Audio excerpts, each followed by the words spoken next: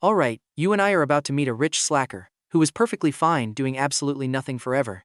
But thanks to his good looks and a surprisingly soft heart, he ended up funding the poor school beauty during a massive crisis. He even saved his childhood friend right before a sketchy punk could ruin her entire life. Because of that, even her older sister, a cold, powerful CEO type, actually started looking at him with a bit of respect. But when he eventually hit rock bottom, the only person who took him in was a quiet, forgotten mute girl. All because he once bought her a simple meal and used his spare change to pay her grandmother's hospital bills. She had been quietly watching him ever since, just waiting for the right moment to return the favor. And just as he was finally accepting this quiet life, running a cozy little bakery right alongside her, his former CEO boss, and that school beauty who was now a self-made millionaire, along with his rich childhood friend, all show up at his doorstep, literally begging him for another chance. It all starts in the quiet woods behind school, where our main character is amused by the gorgeous girl in front of him. This is Serafina, the most beautiful and popular girl at the entire academy. She is a top student, basically destined for the Ivy League, and holds a famous nickname, the Iceberg. She always wears a faded uniform and walks completely alone, acting like she is way too good for everyone. But today, this completely frozen queen is actually showing some major signs of cracking. She is biting her lip so hard it is turning white, losing all of its color.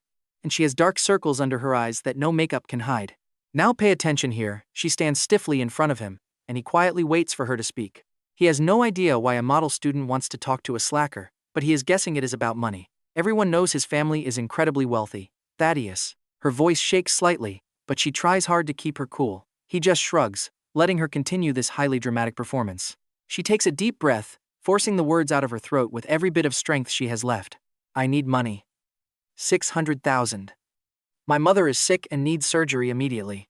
After dropping that absolute bomb, she stares at him with desperate eyes, and he slowly nods to show he understands. He stays quiet.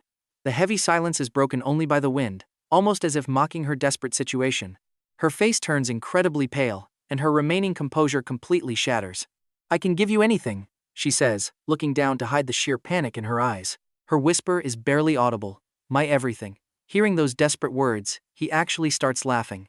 He looks her up and down, noting her clenched white hands and the deep blush of absolute humiliation on her face. So, he finally speaks, shattering the heavy silence. You think your body is worth 600,000? She instantly flinches, looking up in complete shock. Her beautiful eyes are suddenly filled with a deep, crushing, and absolute shame. She tries to speak but cannot say a word. Her eyes turn red, but she stubbornly refuses to cry. After 30 long seconds, she makes a painful decision, her shaking voice sounding surprisingly clear. Not just my body, but my heart and my entire future will be yours if you save my mother. My life belongs to you. Talk about some major high stakes. I know what you are thinking. This feels like a cliché drama, making him want to laugh. Sure, the heart of a beautiful top student is valuable. Too bad he does not believe in love. His wealthy father has mistresses, while his mother has her own secret lovers. They married purely for business, acting like a model power couple for over 20 years just for public show. Do they even have hearts?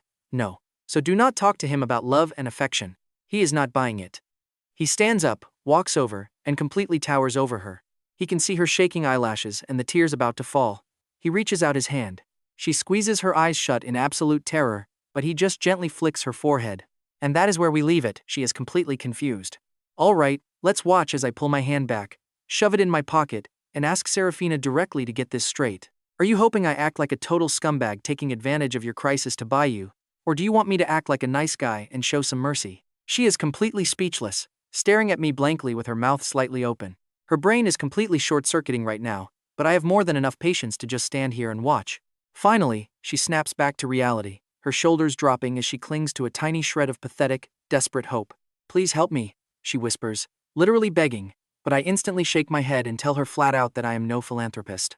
Even if I have way too much cash, I don't waste it on useless things. 600 grand is just pocket change for a decent bottle of wine. Instantly, her desperate look turns into pure anger and total despair from my teasing. Seeing her look like she's about to completely break down, that tiny bit of twisted fun in my heart finally fades away. Well, looks like I pushed my little joke a bit too far. I don't love that she is selling herself like cheap meat, but there is still a human life on the line here. But what can I say? I'm just too handsome and naturally kind-hearted, so I quickly change my tune. Now, pay attention, because instead of acting like a creep or a saint, I offer her a business partnership, leaving her totally confused. Your grades are actually stellar, which means you are basically a high-value investment for the future. So, I'll lend you the money, and treat this as my own personal angel investment. I can send the 600 grand right now, or pay the hospital directly. Hearing this, her eyes instantly light up with overwhelming, unbelievable joy. But I hold up one finger. There are rules. In 10 years, you have to pay me back 1 million. The interest is pretty low, so it should be easy for a genius like you. Also, you have to pass your college entrance exams next month and get accepted into an Ivy League level school. Think of this as proof of your future potential and my way of managing this investment. She is completely stunned. Then, like she's grasping at a final lifeline, she nods frantically, absolutely terrified that I might change my mind. I hand over my phone number, turn around, and walk away, too lazy to even check the look on her face. Ah, perfect. Stepping out of the woods, the warm sunlight hits my face, feeling incredibly cozy. Just then, some kid in a school uniform runs up in a total panic, and the second he sees me, he glares at me with pure, unfiltered hatred. Looking at his path, it seems like he's heading straight in Serafina's direction. I know what you're thinking, but that's just the school's second-place loser who's been chasing Serafina for 3 years. It matches his description, but honestly, his taste in girls is pretty questionable. Can a girl who's willing to sell herself to pay off debts actually understand the true weight of a real relationship? I stretch my back lazily. Whatever, not my problem. I'm not the type to believe in love anyway. Still, I have to find a lawyer to write up this contract. What a total pain. Honestly, I don't care if she ever pays me back. 600 grand is literally just pocket lint to me. The contracts and clauses are just for show to the public. It is a boundary I set up for myself. Otherwise, if it's Serafina today, it'll be someone else tomorrow, and every random person will show up begging for cash. No matter how much money I have, I can't just burn cash. I'm the ultimate freeloader in my family, waiting to grow old in peace. I still need to be somewhat careful with my spending, just to make sure I can live in pure luxury as a professional slacker for the rest of my days. Spending 600 grand bought me the self-satisfaction of doing a good deed, plus a perfect front row seat to the school beauty's embarrassing moment.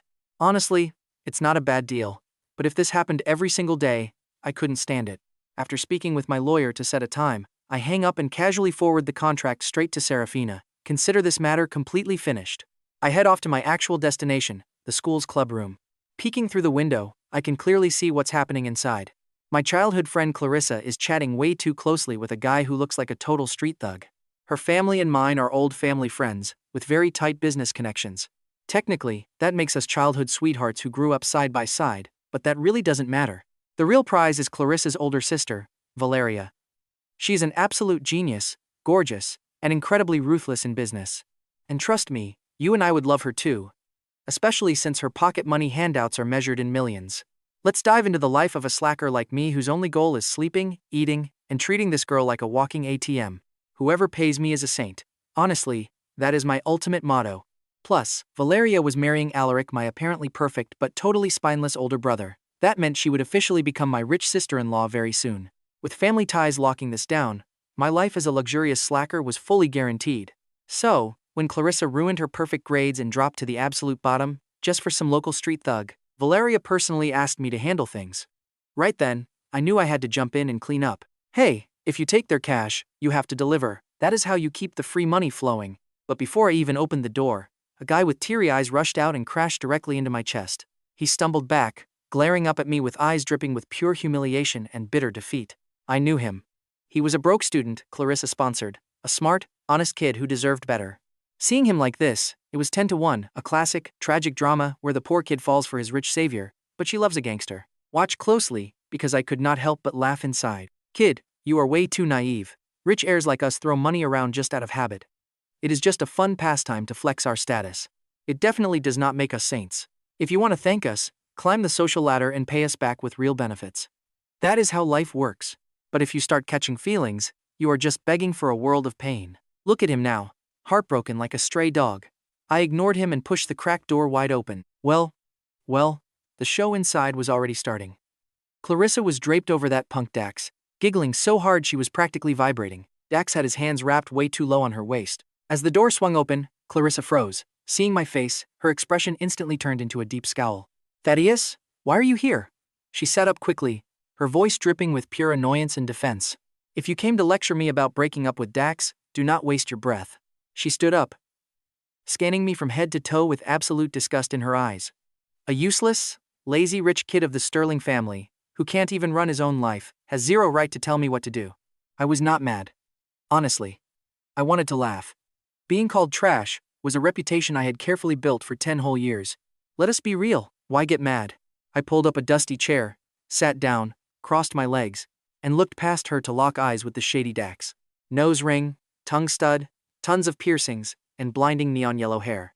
Wow, this kid had every cliché trope, looking like a character from a cheesy 2000s emo magazine. Do not worry. I waved at her, giving my most innocent, harmless smile. I am not here to tell you what to do. I am just curious. I watched her closely and asked with real interest, how does the perfect, law-abiding princess of the Vance family suddenly fall for a guy who looks like this? My chill tone only made her angrier. What do you know? She screamed, desperately trying to convince me. And probably her own self too. Dax is not like you fake rich kids. He lives a real life. He is free. She held onto his arm, looking at him with obsessive devotion. Living like this is what makes you truly alive. Your boring, perfectly planned out routine is just a waste of existence. Saying that, she pointed her finger directly at me again. Especially you, Thaddeus. You suck at school, and you cannot even act like a proper playboy. Take away your family name, and what is left? You are a total, complete waste of space. I nodded along, acting like I finally got it. Oh, so it is just a classic teenage rebellion phase? Thinking she had completely won, she smirked. Even Dax puffed out his flat chest, looking at me like he was no longer absolutely terrified of my presence. Then, without any warning, I grabbed the chair I was sitting on and smashed it directly into Dax's knee with all my power. Crash! Dax shrieked like a dying pig, making the whole room go silent. Clarissa's smug smirk instantly turned into absolute terror. She stared blankly at Dax rolling on the floor, crying and clutching his shattered leg, before looking at me in shock. Are you crazy? She screamed, lunging at me like a wild beast. And trust me, you and I need to see what happens next. Stick with me, I sidestepped, grabbed her wrist, and got ready to strike. I slapped her right across the face, a sharp, humiliating sting that echoed in the quiet. Clarissa froze, clutching her cheek, as tears spilled out. She whispered, "You hit me?" I asked, awake now. Throwing her hand away, I stared down at her like a bug. She trembled under my cold gaze and stepped back. Meanwhile, Dax was still whimpering on the floor, staring up at me with absolute, paralyzing terror. Weren't you all about that authentic lifestyle? I walked over and slammed my foot right onto his chest. So, tell me, how does this freedom feel? Dax was drenched in sweat from pain, unable to say a word. Clarissa tried to step in and stop me, but one sharp glare from me sent her shrinking back. Thought you were some tough gang leader? I squatted, patting his cheek. Why are you so quiet now, tough guy? He just shook, terrified to even breathe. Standing up, I suddenly felt nothing but total, heavy boredom. This coward really thought he could play the badass to seduce a rich girl? Absolutely pathetic. I hauled the trembling Clarissa up like a rag doll and dragged Dax across the floor, straight out the door. She begged me to let him go to the hospital. I shut her down coldly. One more word, I break his other leg. Clarissa shut her mouth instantly, just sobbing in silence. But we weren't going to any hospital. Now, pay attention, we're heading straight into the most dangerous, trashy slums on the west side. Think smoke-filled gaming cafes, shady pool halls, and thugs lingering in every dark corner. Drunks were stumbling around everywhere. I dragged her out of the cab, pinning her against a filthy, brick wall. The stench of garbage and sewage was overwhelming. Clarissa immediately lost her stomach right there. Ignoring her, I pointed at the trashy street thugs, yelling and pushing each other at the alley entrance. Is this the wild youth you craved? Feeling authentic yet? Feeling free? If you love this garbage so much, I can leave you with them. Let them show you what real life is. Clarissa turned completely pale, her entire body shaking like a leaf in a brutal storm. She grabbed my arm, sobbing so hard she could barely breathe, begging, I was wrong, Thaddeus, I was wrong. She begged me to take her home. But then, I spotted a familiar, limping figure out of the corner of my eye. Taking advantage of the chaos, Dax was quietly creeping away down the other side of the alley. He ran off like a coward, not even looking back at Clarissa once. I didn't even bother chasing him. A coward like him wasn't worth my time. Clarissa saw him run, and all color drained from her face. Every last bit of her edgy romantic fantasy shattered into pieces watching that loser run away. She stopped crying altogether, standing there like a hollow shell, with her soul completely ripped out. I tossed her back into the cab, and gave the driver her family's address. She didn't speak a word the entire ride. When we arrived at the mansion, she quietly stepped out, drifting toward the front door like a silent ghost. I stayed in the car, telling the driver to take me home. Late that night, my phone buzzed with a message. It was from Valeria, simply saying, Ted, thank you. I sent back a quick sticker. The case was officially closed. You and I both know peace never lasts. Still, for 2 whole days, nobody came looking for trouble. My mother did ask me about it, but I just told her I helped teach a rebellious girl a necessary lesson. She didn't push it, only warning me to watch my limits and play safe in the future. There was no doubt about it, my future sister-in-law, Valeria, had completely covered up the entire incident. My move worked. My lazy, rich lifestyle was safe. But the very next day, I froze. Because Dax was dead. A sudden car crash. An accidental death. Seriously, who actually believes in coincidences like that? He gets beaten by me, and then instantly dies a brutal death? Please, I am no fool. If Valeria did not pull those strings behind the scenes, I would gladly chop off my own head. My future sister-in-law was way more ruthless than I ever imagined. This family was becoming truly terrifying. Everyone wore beautiful masks while playing a high-stakes chess game of pure greed, coldly wiping out every single obstacle. My brilliant, elite older brother, Alaric, was exactly like this. Valeria, my parents, they are all ruthless players. Trust me, you and I are watching a den of monsters. Let's dive into a story about a guy who just wants to slack off, but gets dragged into something wild. I woke up in a cold sweat. No, I had to pack my bags immediately and get far away from my ruthless, blood-sucking family. If I wanted to survive and keep slacking, leaving was my only choice. I packed everything in one night, no goodbyes. At the crack of dawn, I dragged my packed suitcase down the stairs. My mother was in the living room, sipping her morning tea. She barely even looked up at me before asking where I was going. Just changing my sleeping spot, I replied. She did not even ask a follow-up, just went back to reading her financial magazine. As for my dad, he was probably out with some mistress again and had not even come home. Honestly, this entire house felt like a freezing icebox. Everyone lived in their own separate worlds, only caring about each other when money was on the line. I grabbed my bag and walked out of that massive, lifeless mansion without a single shred of regret. Luckily, I owned an empty luxury penthouse downtown that I bought years ago. It was massive, totally vacant, and finally coming in handy. Naturally, the fridge was completely empty. I hopped into my sports car and drove over to the nearest mega supermarket. I needed piles of junk food to stock this place and hopefully cure my annoying, irritated mood. Pushing my cart, I headed straight for the good stuff. Chips, sodas, chocolate, and a ton of frozen pizzas. Like a mindless shopping robot, I threw everything into my cart. Now watch closely here, because as I turned a corner to grab some cookies, I froze. Right there in the snack aisle, a girl was acting incredibly sketchy, trying to slide a loaf of bread up her sleeve. She looked a bit younger than me, and really small, wearing an oversized, faded school uniform. She actually looked clean and neat, with a tiny face and giant eyes like a scared deer. Too bad her hands were dirty. I kept quiet, just leaned against the shelf with my arms crossed and watched her.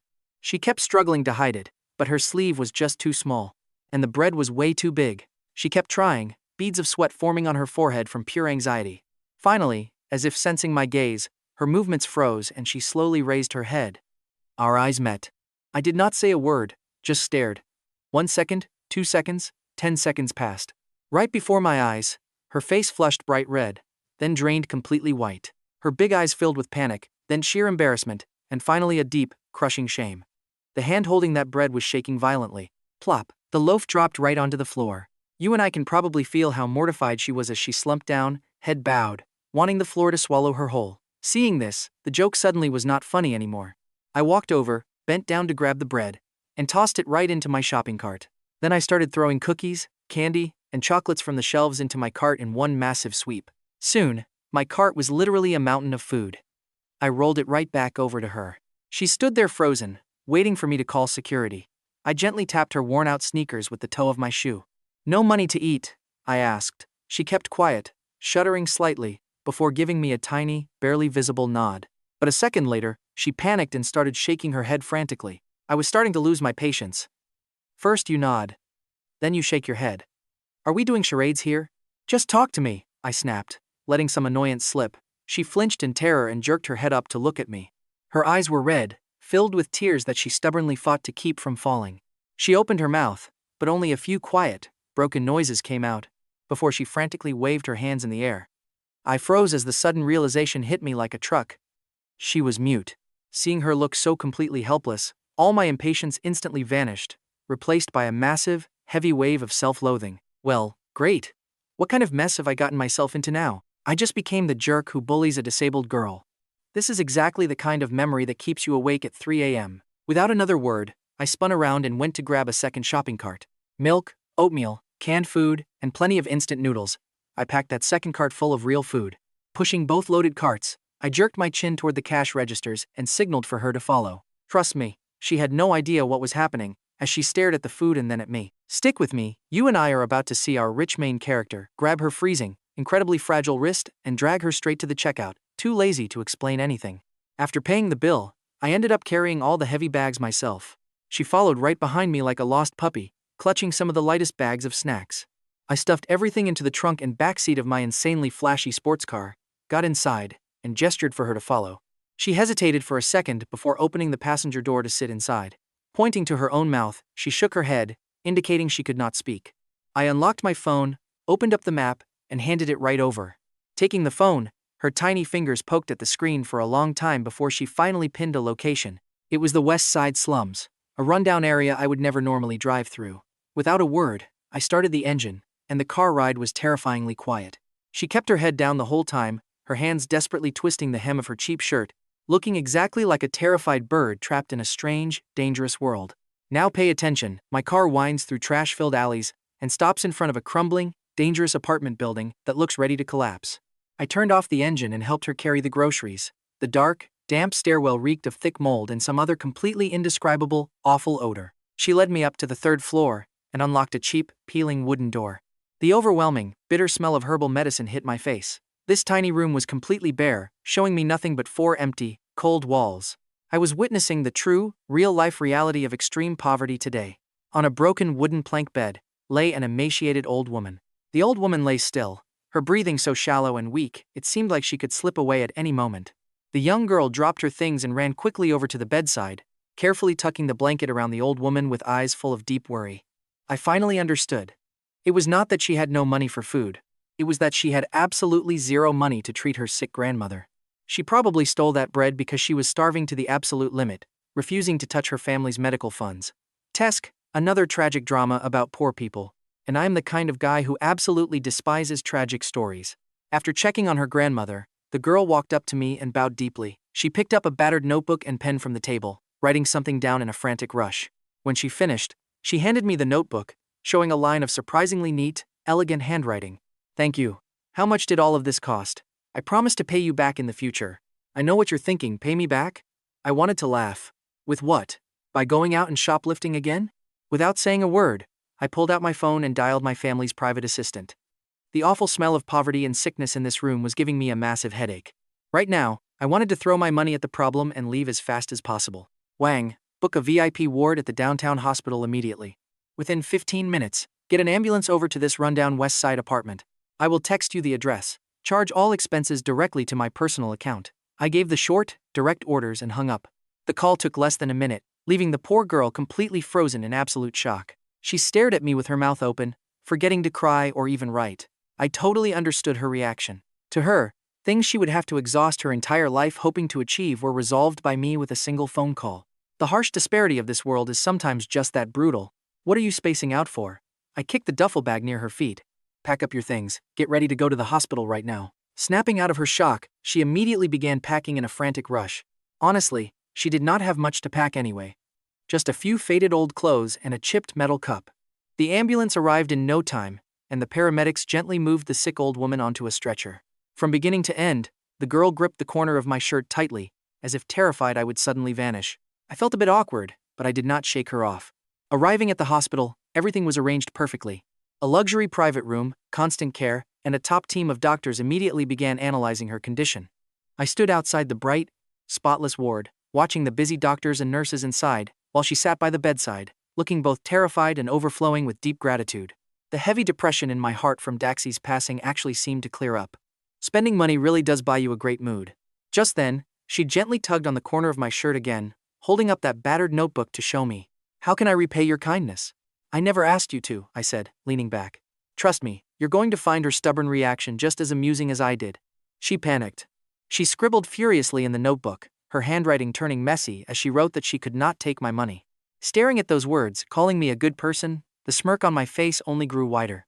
Trust me on this, in this day and age, even a total slacker like me can be called a saint. Money is great. First of all, I am no saint, I said, cutting off her frantic hand gestures. And second, I absolutely loathe drama. Your constant arguing about this is just making my life a massive pain. My twisted logic left her totally speechless. staring at me with a blank expression. Looking at her messy state, I could not help but sigh. What can I say? I am just way too handsome and secretly kind-hearted. Stepping forward, I snatched the pen and notebook right out of her hands. I leaned down and quickly scribbled a note. Let us just call this a little insurance policy for my future. As she stared in confusion, I wrote more. Study hard, get into a top university, and land a great job. Just in case I lose everything and end up begging on the streets. All you have to do is throw a bowl of rice my way. I finished writing and tossed the book back to her. She stared at my words, freezing in place for a very long moment. When she finally looked up, those crystal-clear eyes welled up, and the tears came flooding down like a broken dam. She did not sob out loud, letting silent tears fall one by one. They splashed right onto her battered notebook. Okay, turn off the waterworks, I said, looking away awkwardly. Your grandmother still needs you to look after her. Crying like this is a bad look. I paused, thinking for a moment, before asking, Hey, what school do you go to? I will have old Wang take care of your school tuition while he is here. From now on, I will have him transfer $5,000 every single month for your expenses until you graduate and land a job. Do not give me any of that refusal garbage. Think of this as my insurance premium. Saying that, I was way too lazy to sit through a cheesy, emotional scene. After giving the doctors some quick orders, I turned on my heel and walked out. Cruising down the open highway in my car, the whole situation suddenly felt incredibly ridiculous. Could I, the heir to the massive Sterling family fortune, ever actually end up broke? No way. That is completely impossible. I was basically just paying to stack up some good karma. Besides, every single person in my social circle was incredibly ruthless. Collecting good deeds was my ticket to making sure a lazy guy like me could live a long, luxurious life of endless wealth. Now, watch closely, because 5 years later, everything crashed. My seemingly perfect, high society brother, Elara, cheated on his wife. While that massive scandal exploded, I was busy sunbathing on a private island. Getting the call only made me laugh. It was bound to happen, because deep down, my brother was a total spineless coward. Still, he always loved pretending to be some deeply devoted, romantic gentleman. It was only a matter of time before some side chick stole him away. Honestly, I could not even be bothered to fly back for the drama. Rich marriages are all the same depressing story, right? Nothing really bothered me, until my bank cards suddenly started getting declined one by one. Overnight, all of my luxury properties, stocks, and funds suddenly belonged to someone else. That was when my lazy brain finally realized something was seriously wrong. But by the time I rushed back from the island, it was already too late. The Sterling Group was taken over by the Vance family, and my father was charged with massive financial fraud. The evidence was absolutely airtight, meaning my old man was set to spend the rest of his days locked away in prison. Meanwhile, my brother, Elara, was thrown out onto the streets with absolutely nothing left. His mistress vanished instantly, leaving him completely broken and ruined, looking like a hollow shell of a man. As for me, a lazy slacker who just wanted to coast through life, I did not escape this nightmare either. The secret emergency funds I had spent 20 years saving up were completely wiped out, down to the last penny. My head buzzed as I stared at the suit-wearing guards blocking my door, and trust me, you and I are probably just as confused. Look, revenge is fine, and destroying my idiot brother and his mistress was totally fair game. But locking up my dad and taking over the entire family business? That made absolutely no sense. And I was furious. Seriously, was my brother that useless? He had the nerve to cheat, but was too pathetic to stop his wife's brutal revenge? Why even mess around in the first place? Honestly, I was starting to get super paranoid. Was I just a background character in a revenge novel, destined to be destroyed as collateral damage? Suddenly, the door swung open. There was Valeria, sitting right in the middle of my living room on my expensive Italian leather sofa. She swirled her wine glass in a silk nightgown, and you and I both know things are about to get wild. You and I are jumping straight into a wild betrayal. Swirling my prized Romani Conti, I stared at her. 5 years had passed, making her more breathtaking and far colder. Her overpowering aura of complete control made it hard to even breathe. Watching me set down the glass, she smiled softly, as if we were still family. To anyone else, she was still the sweet, perfect sister-in-law. She welcomed me back. I stayed silent, just watching as she stepped barefoot onto the plush rug, slowly making her way toward me, step by step. Telling me not to glare, she claimed she had no choice. Then, she reached out, trying to caress my cheek. I pulled away. She did not even get mad. Just withdrew her hand and calmly remarked that my brother was simply too stupid. She gave him a chance that he wasted. Hearing her twisted excuse, I could only let out a bitter sneer. So that is her excuse for destroying my whole family? Pay attention to her reaction here. She just shook her head with a playful, twisted smirk. She admitted she always found me far more interesting than my brother. But back then, she needed the wealthy heir to the Sterling family, not a useless freeloader like me. With a sly, seductive tone, she whispered that things had changed. Since he betrayed her first, her revenge was fully justified. She claimed she no longer needed a husband. Stepping so close, her heavy perfume filled the air, carrying a suffocating wave of pure aggression. She asked if I wanted to stay and keep her company, offering to look after me just like she used to. At that, I burst out laughing. I laughed so hard my ribs ached, tears nearly welling up in my eyes. Wiping my tears away, I stared straight into her beautiful, flawless face. I mockingly asked if she was the one who personally planted that mistress in my brother's bed. Her perfect smile faltered for a fraction of a second. It was incredibly brief, but I definitely caught it. I know what you are thinking. Maybe she had a heart? Nope. Right here, I realized she was an absolute psychopath. She would destroy anything to get what she wanted. Dropping my smirk, I stared back at her with a cold, expressionless gaze. Locking eyes with her, I slowly raised my middle finger. Instantly, her playful look vanished, replaced by a mask of freezing indifference. Calling me ungrateful, she dismissed me with a cold wave of her hand, not even sparing me a second glance. Her two massive bodyguards stepped in, flanking me on the left and the right. They grabbed me like a helpless child and violently threw me out of my very own home. The massive doors slammed shut in my face with a heavy bang, cutting me off from my entire life. Standing alone in the empty hallway, I couldn't help but laugh.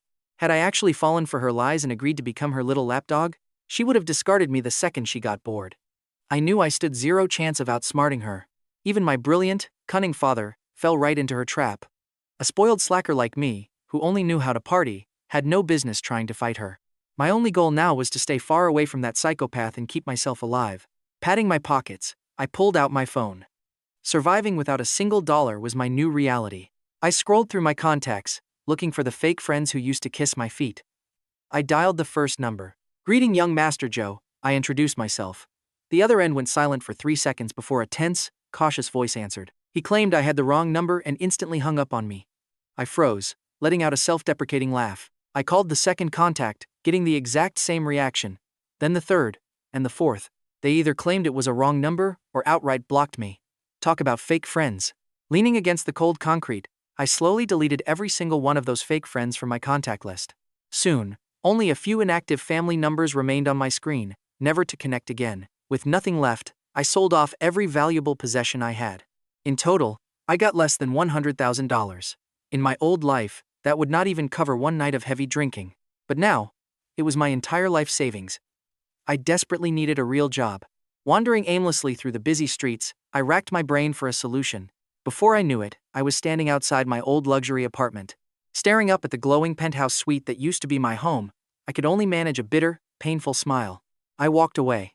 If things got desperate, I could always work a manual labor job. No experience needed, and they provide food and housing. Besides, I already enjoyed 20 years of luxury. I had nothing to complain about. Walking with my head down, lost in thought, I suddenly bumped right into someone soft.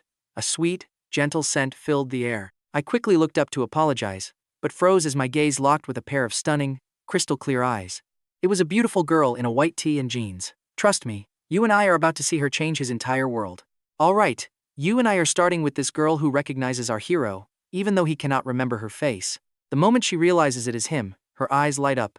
An explosion of pure joy and relief washes over her. She opens her mouth to speak, but she suddenly stops herself as if remembering something very important. Instead, she quickly pulls a phone from her pocket and starts typing rapidly. The screen lights up her anxious face while he just frowns. This silent way of talking suddenly sparks a forgotten memory, buried deep inside his mind. He remembers being called Mr. Sterling. "Do you still remember me, Mr. Sterling?" Nobody has called him by that name in a very long time. He studies her face as the broken pieces of his memory finally fit together. 5 years ago, a shivering girl in a supermarket. The same girl who cared for her grandmother in a ruined shack, writing down a note asking how she could ever repay him. It is really you, he realizes, completely caught off guard. Her eyes instantly shine with incredible brightness as she nods her head rapidly. Pure happiness practically overflows from her clear, bright eyes. He is still completely confused. Why is she here? She quickly types another message and holds out her phone, showing the bad news about his family. She was deeply worried about him, guessing he would return to this spot. So, she has been waiting right here since yesterday.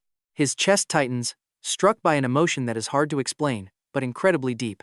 This means for the 24 hours since he was thrown out, she stood outside his locked apartment, waiting for a miracle using the simplest, sweetest method. A wave of heavy emotion washes over him. While his wealthy so-called friends were busy abandoning him, a little girl he had almost completely forgotten, someone he briefly helped 5 years ago, stood guard for him through an entire day and a freezing night. He tries to speak, wanting to say thank you but tell her he does not need help, or that she should just leave him alone. But staring into those incredibly pure, honest eyes, the usual cold defenses he used to push the world away simply vanish into thin air. Sensing his hesitation, she types another message, asking if he has nowhere to go. His silence is his answer. She puts her phone away, and suddenly does something he never could have expected. She reaches out, gently and shyly tugging on the sleeve of his hoodie. Her grip is incredibly weak, and he could easily pull away. Yet that tiny pull, filled with quiet, pleading and desperate strength, stops him cold. It acts like an unbreakable, invisible chain. She gently leads him around, walking together toward the dark street corner. Now, watch closely here. He doesn't resist and just follows her to a cozy, tiny bakery glowing with warm light and sweet smells. The sign outside reads Glimmer Bakery. The door is locked for the night, but the display windows still shine warmly. She unlocks the front door with her key, then looks back, silently inviting him to step inside. The bakery is small, but perfectly clean. The scent of sweet cream and baked bread immediately melts away the freezing cold from his long night outside. First, she pours him a warm glass of water.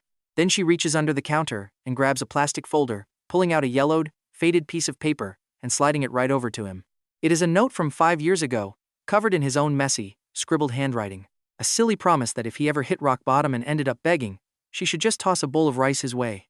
She taps the old words, then points at him, then back to herself and the bakery. We can see it in her eyes, she is fulfilling a sacred promise.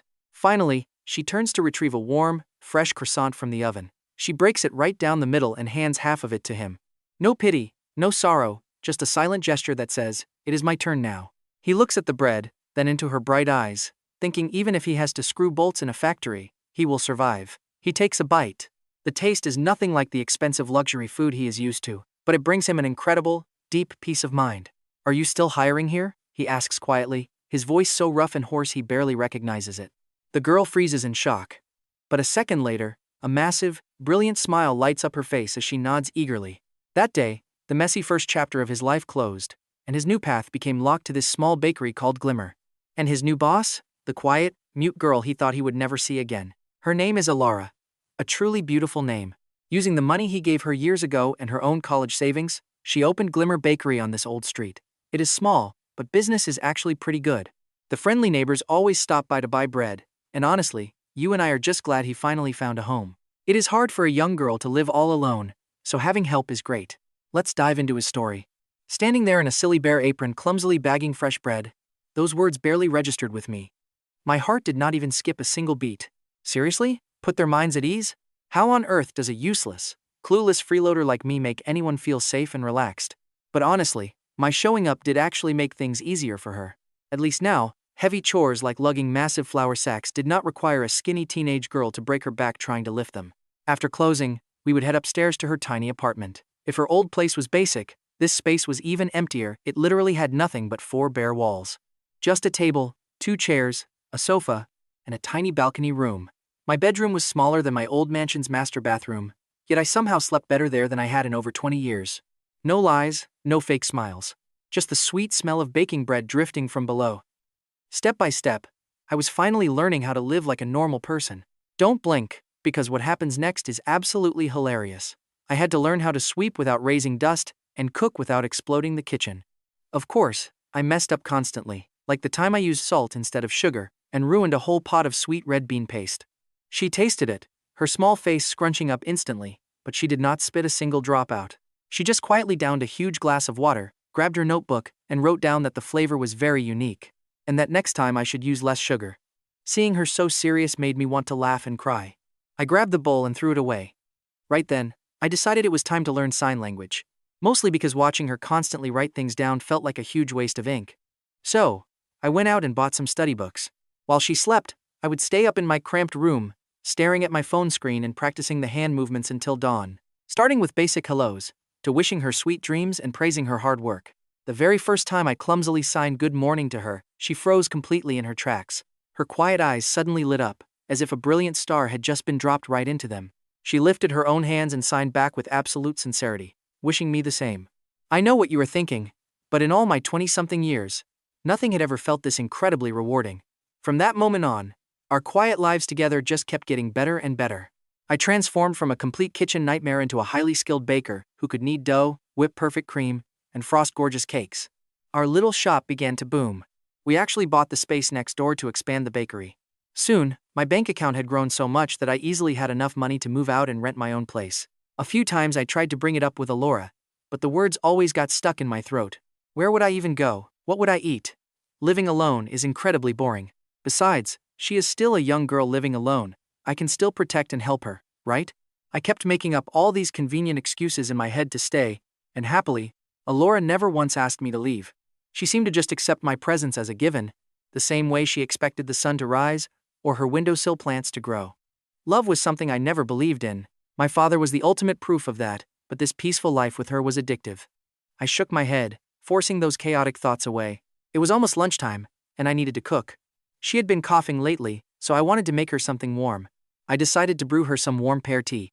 But right as I untied my apron, the bakery door swung open and a familiar face walked in. She was dressed in a sharp, expensive business suit, with flawless makeup and hair, looking like a very powerful, high society executive from head to toe. It was Serafina, whom I had not seen in 5 years. The insecure, poor girl from my past was completely gone. She was no longer that quiet schoolgirl in a faded uniform, begging me for help in the woods. Now, she looked flawless. Trailing behind her was a handsome young guy in his early 20s, sharply dressed in a suit and formal shoes. He looked exactly like a fresh-faced college graduate. He stared at me with pure judgment and clear hostility. Definitely her assistant. Serafina looked down at my silly bare apron, and her brow twitched, though she instantly put back on her perfect, polite smile. Thaddeus, long time no see. I just gave her a simple nod, and trust me, you are going to want to see what happens next. Stick with me. She clearly wanted to ask something, but hesitated. Instead, she pulled a bank check from her luxury Hermes bag and slid it across the counter. Here is $1 million. I know our 10-year agreement still has a few years left on it, but I can finally afford to pay you back early now. I glanced at the check amount, snatched it up, and stuffed it into my pocket. Thanks, I said. This is exactly what I deserve, though I never expected to get it. My blunt attitude made whatever rehearsed speech she had prepared get stuck right in her throat. A flicker of confusion crossed her face. She probably expected me to decline, or show some dramatic shock and gratitude. Too bad I had neither. Seeing me take the money so easily, the male assistant behind her sneered with pure contempt, carrying a smug look of absolute triumph. Serafina quickly wiped her stunned expression away. Her eyes scanned my modest little bakery, before finally locking onto my face. I knew that condescending, pitying look all too well. Thad, she said, I heard about what happened to your family. If you do not have a suitable place to work right now, you can join my brand new company. My husband and I just launched it recently. It is exactly when we need more staff, so I can set up a nice position for you. Do not worry about the salary. Her fake, overly compassionate act made my stomach turn. Our past deal was just a basic investment that she finally paid off today. The debt is settled, and the slate is clean. Nobody owes anyone. Yet here she was, putting on airs, trying to turn her former savior into a pitiful charity case. Now pay attention here. The look in her assistant's eyes suddenly made everything click for me. She was clearly riding the high of playing savior, just like how I enjoyed her embarrassment years ago. Now, she is secretly enjoying my downfall. Except she was way more hypocritical, hiding her smug satisfaction behind a mask of sweet affection. But I had zero interest in acting like the guy next to her, trading old favors just to play out some pathetic role as her secret side piece. No thanks, I said coldly. I am doing just fine here. My refusal made her sweet smile instantly freeze. Thad, stop being stubborn. I know the kind of luxurious life you are actually used to. Her words oozed with self-righteous pity, acting like she understood me. I said no thanks, I interrupted, my voice sharp with intense impatience. She finally stopped pushing, though a flash of annoyance crossed her gorgeous face at being rejected. Fine, since you have made up your mind, I won't force it. Here is my card. You can contact me anytime if you change your mind. She slid the card onto the counter, spun around, and got ready to walk out. The very moment she turned, her assistant eagerly took a step forward to guide her, gently supporting her arm with absolute care. Serafina naturally turned her head, flashing him a highly intimate smile that only the two of them could truly decode. Perfect timing. I quietly grabbed my phone, aimed it at their backs, and snapped a quick photo. You saw that too, right?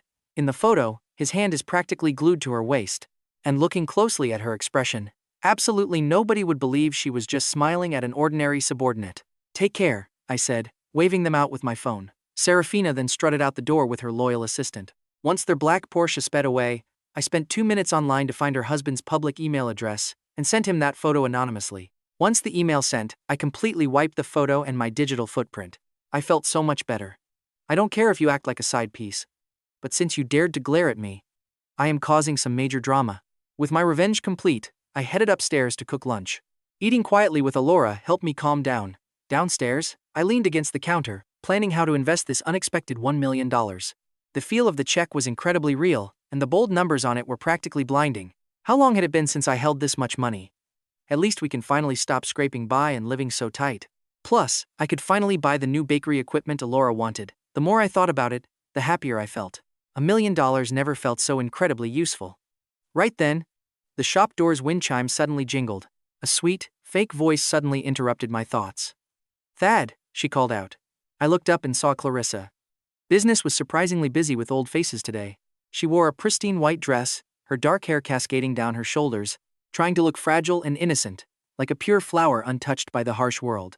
If I recall correctly, her unlucky husband Holden, the student she chased after Dax died, jumped off a building less than 2 years ago. So, what did she want? Makes you think, doesn't it? She just bit her lip, tears welling in her eyes. You and I are about to watch this fake saint get her mask shredded. She pulls that innocent, hesitant face, but I just want to laugh. Miss Vance, what drama are we performing today? She freezes instantly, her eyes welling up with tears as if she is the ultimate victim in this room. Thad, I know I was so foolish back then. I did terrible things and broke your heart. I used to chase after some wild, dramatic romance, but now I finally realize that all I really want is a stable home. She looks up, staring right at me with teary eyes that are practically overflowing with regret and fake affection. Thaddeus, let us start over. I know about your current situation. My sister went way too far, but I can support you. Ah, the classic story of the bad girl returning home. But let us be real. Did we ever actually start anything? I force myself not to roll my eyes. Instead, my mind drifts back to a couple of years ago. Her wedding to that broke student Holden was incredibly grand and emotional. She wept at the altar, crying that he was the absolute light of her life and the one happiness she had to grab, no matter what. I stood in the crowd watching that poor, naive guy crying tears of joy, thinking only one thing. This bro is totally doomed. And sure enough, less than 2 years into the marriage, Clarissa got bored. She never actually loved him. She was just in love with the idea of love. She loved that dramatic posture of being a moth drawn to a flame, playing the ultimate rebel while the entire world stood against her. But once the excitement faded into boring, everyday life, she immediately got sick of it. A manipulative, fake innocent side piece appeared. Pay attention here, because the drama that follows is a total 8 p.m. soap opera. She cheated and got caught, but her broke husband actually had a spine. He gathered all the proof of her cheating, ready to expose her and fight for his dignity, but then he suddenly jumped off a building to his death. No way, that was just a coincidence. This had my manipulative ex-sister-in-law Valeria written all over it. That is exactly why I absolutely despise that woman. She is a walking double standard. When my brother cheated, she ruined our whole family and called it justice. But when her own sister is the one cheating, she sweeps everything under the rug, as if it is just normal family loyalty. She was never some protector or incarnation of justice. She just wanted a convenient excuse that allowed her to steal everything with a peaceful mind. My brother's mistake just handed her that excuse on a silver platter. Let's get back to the present. I look at Clarissa, who is still performing her tragic act for me. My smirk grows wider. Clarissa, do you seriously think all men are complete idiots? Her fake smile completely freezes.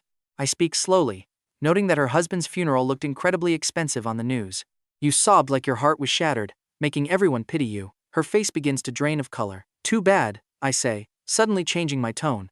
I only wish I had not spotted someone who looked exactly like you at the hotel entrance that same night, walking into the elevator arm in arm with a handsome young gigolo. Clarissa's face instantly turns completely white. Oh right, that side piece did not get to enjoy his prize for very long either, I say, pretending to suddenly remember. Since he was also conveniently caught by you later. It was him who drove your beloved husband to his sudden death, and then he also jumped off a building. Clarissa, are you not tired? I step closer, staring into her shaking, trembling pupils. Does it not disgust you to wear a fake mask and act every single day?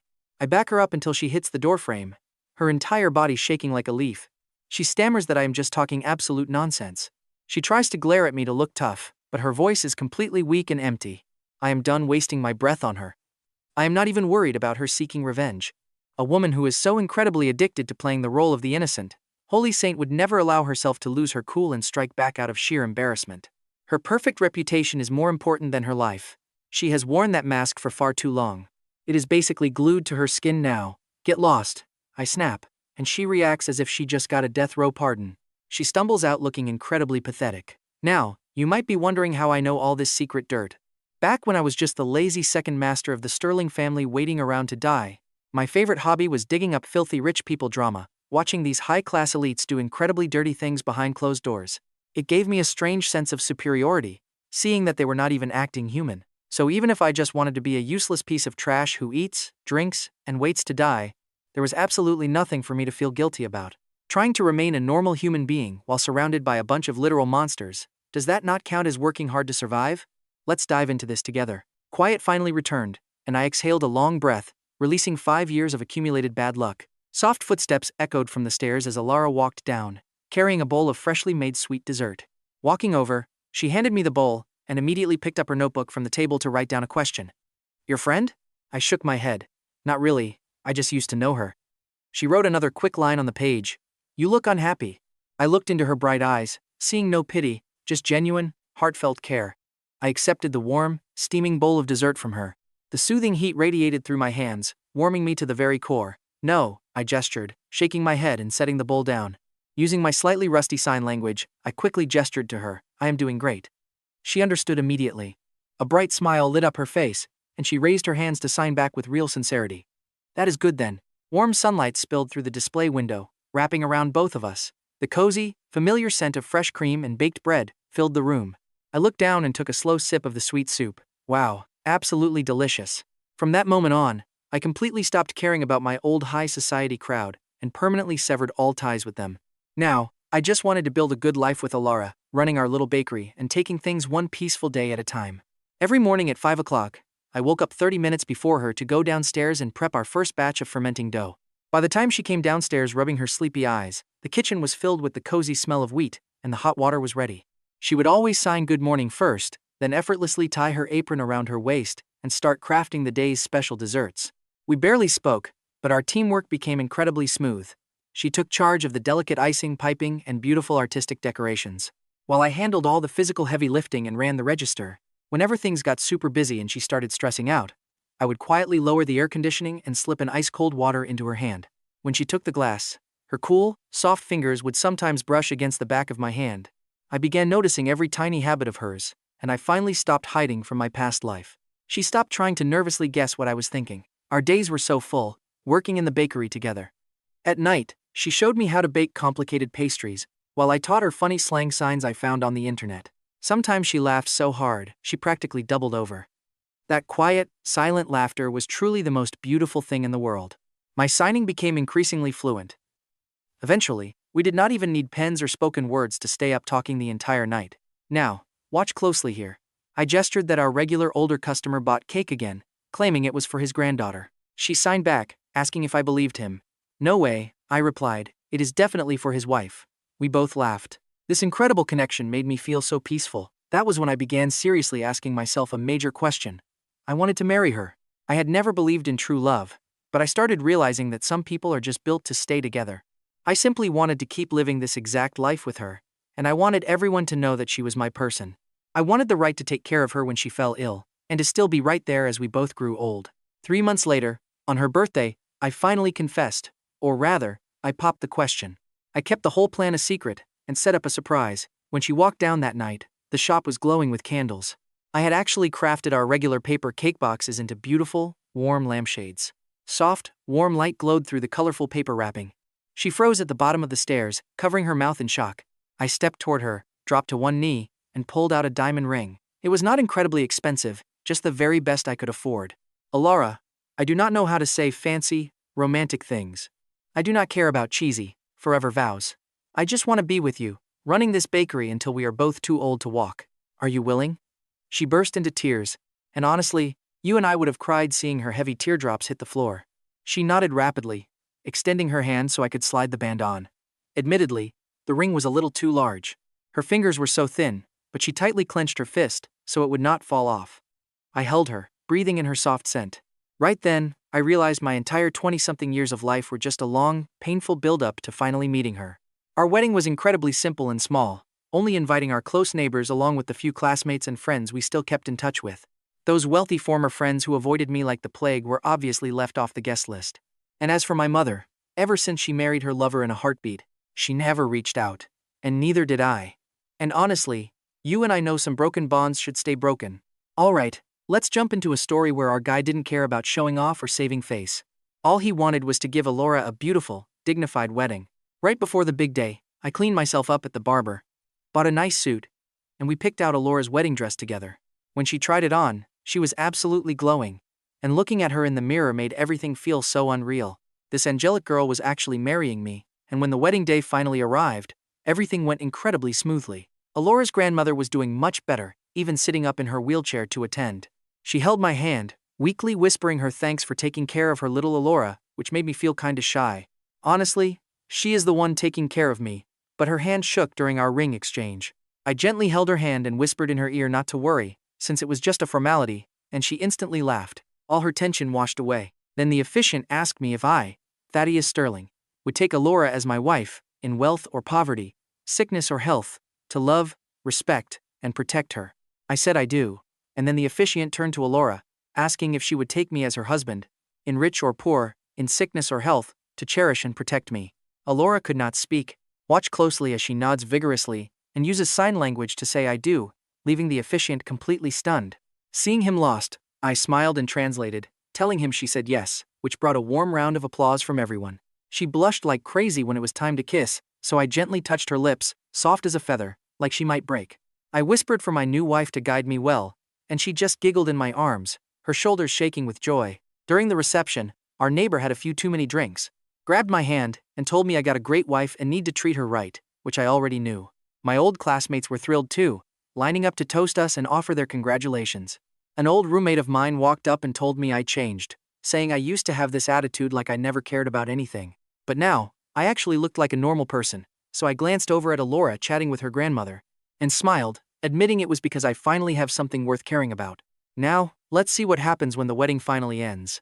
We headed back to our upstairs apartment, which was the same as always, just filled with wedding gifts, as Elara changed into comfy clothes to cook us a late snack. Watching her stay busy from the kitchen doorway, a wave of deep satisfaction hit me. This was exactly the simple, quiet life I always wanted with her. She brought over our midnight snack, saw me totally spacing out, and waved her hand in front of my face to ask what I was thinking. I told her I was thinking about her, which made her blush and slap my arm before writing that we were officially married. I agreed, asking if she regretted it, shaking my head to show I definitely did not. She wrote that she had zero regrets either, just that it felt like a dream. So I pinched her cheek. I asked if it hurt, and she glared at me while writing down that it was definitely real. Our married life turned out to be incredibly peaceful, waking up together daily to prep the shop. Elara took care of all the baking, while I handled packaging and greeting the customers. At lunchtime, we would eat together right before she laid down for a quick nap. I would read or scroll on my phone until we reopened, and after closing, we would grab dinner and go for walks. Life was so simple, it was almost boring. But I felt incredibly fulfilled, often staring at Elara while she worked, and wondering how she could be so pretty. Whenever she whipped up a brand new recipe, she always brought it to me for the very first taste. Seeing her excited face, I would always give her an over-the-top, massive thumbs up. That always made her eyes crinkle with the sweetest smile, and on the rare times we disagreed, we solved it instantly. She was incredibly gentle, and her peaceful energy slowly rubbed off on my temper too. Whenever business was a bit slow, we would close the shop early and stroll through the local park. She loved feeding the pigeons her breadcrumbs, and they knew her so well that they would flap their wings and flock over from miles away. She would crouch down, gently tossing crumbs to them. You and I can both feel how warm and peaceful his heart is just watching them. Come along with me as we watch local kids curiously gather around her. She shared breadcrumbs, teaching them how to feed pigeons. She couldn't speak, but her warm gestures showed how gentle she truly was. The kids absolutely adored her. 6 months later, Elara got pregnant, holding her checkup report with the pure excitement of a child. "We are having a baby," she signed, her face glowing. I took the medical report, staring blankly at the numbers. My mind raced with excitement, nerves, and pure panic. I was going to be a dad. Could a guy like me ever be a good father? Elara sensed my deep fear, walking over to hug me tightly. "Don't be afraid," she signed. "We will learn together." But her pregnancy was rough, leaving her weak, nauseous, and constantly sick. I handled all the heavy lifting around the bakery, making sure she rested for our baby. Hormones made her emotional, causing her to burst into tears. I had no idea how to comfort her, so I just stayed close and offered tissues. "Sorry," she signed through her tears. "I don't know why I am crying." "It is okay," I said, patting her back. By her third trimester, her belly was huge, making even the simplest movements incredibly difficult. Now watch closely. I poured my entire soul into her care, terrified that something might go wrong. One night, her stomach pain started. Panicking, I quickly hailed a cab to rush her to the hospital. Those agonizing hours waiting outside the delivery room were the longest of my life. Finally, a nurse appeared carrying a tiny baby. Congratulations, it is a baby girl. Both are healthy. I held her, looking at her tiny face, and burst into tears. This was my child, our beautiful daughter. Elara lay in bed, exhausted but looking at us with pure contentment. Weakly, she signed that she looks just like me. No way, I smiled. She clearly looks like you. We named her Lucia Sterling, hoping she would be the light that illuminates our entire lives. The day our daughter turned 1 month old, an unexpected visitor walked into the bakery. Valeria. She was still as elegant and poised as ever, though a few fine lines now marked her eyes. Staring at the baby in my arms, a rare, soft look crossed her face. Cute kid, she noted. Thanks, I replied, staying guarded. What are you doing here? Relax, she smiled. I am not here for trouble. Sitting down, she bought bread and began chatting casually. Remember when we were young? We thought love was just a silly concept, made up by bored people to trick themselves. I frowned, staying silent. I still feel that way. Sipping her water glass, she continued. Marriage and family are just a business transaction of benefits and shared responsibilities. Cold and boring, she paused, finally turning her gaze towards me. I know what you're thinking, but wait for this twist. Looking at us back then, one of us lied. You actually believed in love, Valeria said slowly. You just did not believe it would happen to someone like you. I could not argue. Standing up, she offered congratulations. You found the life you wanted. Placing a folder on the table, she smiled. What is this? I asked. All of your assets. I am returning them completely untouched as a 1-month birthday gift for the baby. I stood stunned. Why? I asked. Because taking them was just a test to see how you would react. She chuckled softly. Who knew you would get so lucky, being rescued and taken home by such a good girl? Walking to the exit, she turned back with a hint of envy. Thad, you truly are one of the luckiest guys. Cherish it. With that, she left. I opened the folder to find all my property deeds, stocks, and bank details. Everything was completely untouched, containing even more wealth than I remembered. The very things I once valued as my entire life were now just lying quietly before me. Yet, I felt no rush of excitement or joy. Still, this fortune was incredibly important to my current life. At the very least, it meant Elara would not have to work hard anymore, giving our little family a solid foundation to face any future storms. But compared to my family, this money meant absolutely nothing. Little Lucy in my arms seemed to sense my thoughts. Suddenly, she scrunched her tiny face and started crying. I snapped back to reality instantly, tossing the incredibly valuable documents aside to clumsily soothe her. Do not cry, sweet girl, Daddy is right here. Hearing her cries, Elara quickly rushed down the stairs, her gentle face clouded with a deep trace of worry. She looked at me, then at the heavy document folder sitting on the table, as nervousness flashed through her eyes. I smiled, mouthing to her that everything was fine, and she was just hungry. Elara stepped close, signing skillfully. I gently handed our daughter over, and trust me, you and I just watched a broken man find his true peace. Hey, Lucia, be a good girl. Daddy is going to mix your bottle right now. You and I are finally seeing our main character get the peace he deserves as Elara smiles at his clumsy parenting. Golden sunlight streamed through the clean window, wrapping them both in a warm glow. Valeria was absolutely right. I really am incredibly lucky. I sat down beside Elara with the bottle, right after Valeria paid us a visit. As I checked the bottle's temperature, I could see Elara was tense. She asked what Valeria said, so I kept it simple. I did not want our chaotic past ruining our current life, so I just said Valeria thought our baby was adorable. Elara sighed with relief, then grabbed her pen to write. Our daughter is obviously cute. She wrote seriously. Watching her write, a sudden wave of emotion hit me. Elara, I said. She looked up. I love you. I used to think I would never say those words to anyone, but right now, they just slipped out of my mouth, completely natural and unstoppable. She froze, tears welling up instantly. She signed back that she loved me too so much. I gently set our baby down and pulled my wife into a tight hug as warm sunlight filled our tiny room. Just look at them. Our daughter sleeping. Everything so quiet and beautiful. You and I both know he earned this peaceful life. No grand, epic love stories. No earth-shattering tales of legendary success. Just being with the woman I love, living a simple, quiet life. It is honestly perfect. Soon, our business started thriving. Our little girl grew up healthy and full of joy. Sometimes, we would all go to the prison to visit my father. The old man was in great spirits. His face, once so cold and calculating, looked so much brighter and happier now. Seeing his granddaughter always brought him pure joy, and he gently asked how I was doing. I told him I was doing great. He just nodded, relieved. Time flew, and our daughter grew up, walking and talking before we knew it. She calls me daddy and Elara mommy.